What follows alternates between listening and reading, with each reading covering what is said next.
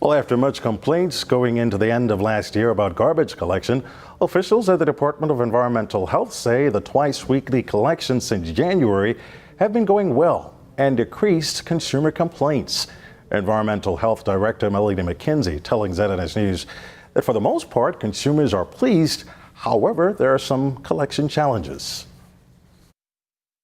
Now, most of our problems are coming from the fact that we no longer collect any residences that are over triplex. So we will collect a triplex, a duplex, a single family residence.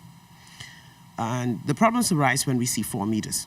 Obviously, if you see 4 meters, you're thinking it's a fourplex, but sometimes it's not. So you would call it in, we go and investigate it, and make sure that you're not just telling us a fib, and then we instruct the contractor to go ahead and collect.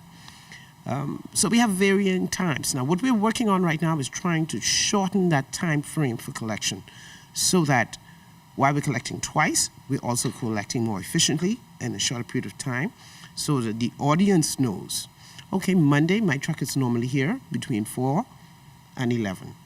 So if you're one of those persons who tend to keep your garbage inside, you know when to bring it out. Now, for the most part, McKenzie says residents can do their part to assist by making their bins accessible. Because we're not supposed to go and get your bin for you. Your bin is supposed to be accessible. So if there is an issue, perhaps it's a person who's not well and can't do this. They need to inform us so that we can inform the contractor so special arrangements can be made.